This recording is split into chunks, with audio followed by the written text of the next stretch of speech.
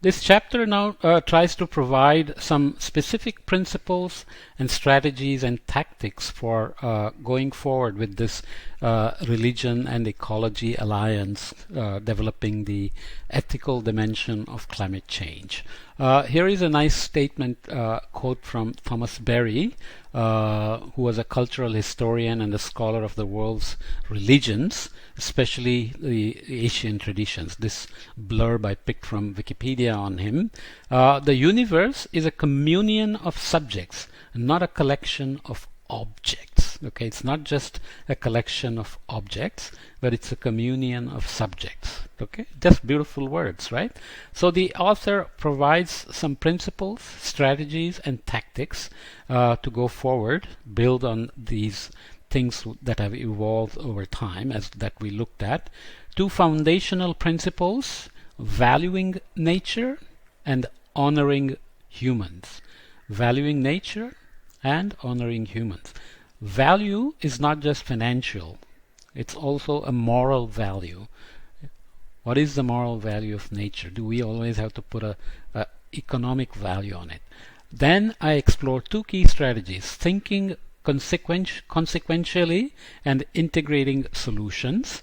Finally, I examine two interrelated tactics: restraint and law. Restraint is somehow what comes from us. Law is something that is mandated, that mandates us to do something. Right?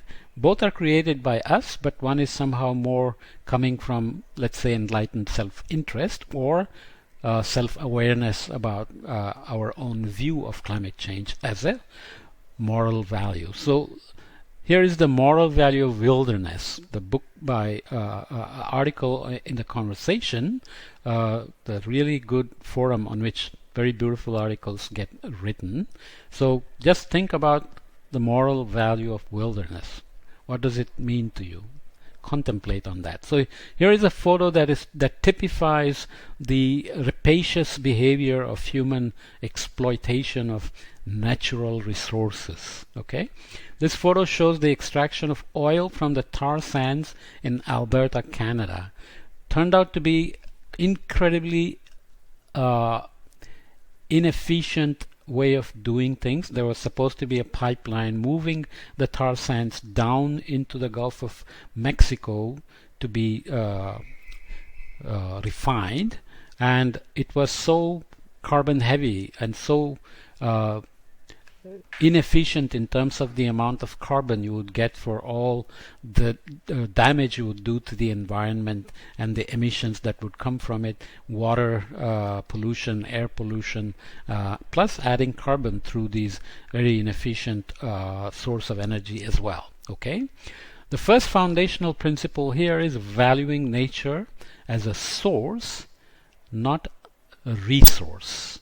Okay, just resource usually means you take it and you make money out of it. You produce things out of it that can be sold and bought, and commercial value. Intrinsic value of nature, the source of life, creativity, dynamic change, and transformation.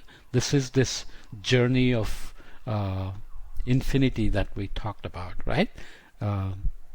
Environmental degradation is an ethical issue.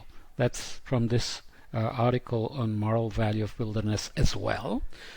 The second foundational principle, honoring humans, our rights and responsibilities. What right do we have to take nature and its source and exploit it, and what are our responsibilities? Environmental rights should include not only the present generations but also the future generations. As we remember, the very basic definition of sustainability says sustainability is the right of the present generation to exploit resources without jeopardizing the same right of the future generations. This sounds very good. It's a truism, a motherhood statement, but how do you codify it into rights and responsibilities? That's the key strategy and tactic needed here, and the principles on which it will be built. Expand the notion of human rights to include environmental rights to a healthy atmosphere and biosphere for present and future generation.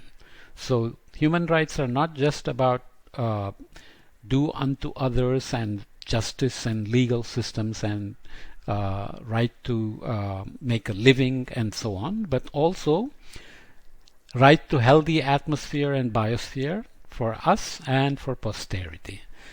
This implies right to information, justice, participation, so agency, right, capabilities and autonomy. Okay, so this is from a pastoral letter on fossil fuel extraction as a moral problem from Bishop Luc Bouchard of Alberta, Canada. I won't read the whole thing, but you can see that the integrity of creation and the Athabasca oil sands. So the letter basically says the moral problem does not lie in government and industry's lack of a sincere desire to find a solution. The moral problem lies in their racing ahead and aggressively expanding the oil sands industry, despite the fact that serious environmental problems remain unsolved after more than 40 years of ongoing research, and so on. So many of the native tribes and populations have been protesting the pipelines, mining on their lands, drilling on their lands, in the Arctic, for example, and so on. So here are some examples. The Yamuna River is considered sacred in India. The Ganga River is also considered sacred, but it's been incredibly polluted with sewage and trash. Okay, this is from 2008. And you can see this is used by millions of people for religious rituals. Okay, here comes religion actually leading to tremendous degradation of the environment. A river that is actually considered sacred, and yet it is used as a dumping ground. Even during religious rituals, people trash the place. So the Ganges is also both sacred and tremendously polluted. Pilgrims offering of flowers and coconuts float together in plastic with plastic trash on the surface. You can see slippers here, bags, bottles, cans, and so on, and people congregating here in huge numbers, happily continuing to perform their religious rituals. We'll see a little bit more about how a ruling was made on this to say that this cannot go on, that it is religious, it is sacred, but people have the right to do their religious practices, but also responsibilities to clean the river and keep it clean, not pollute it. Okay, that's how religion and ecology can be entangled together and have to fit into these tactics to clean up the environment.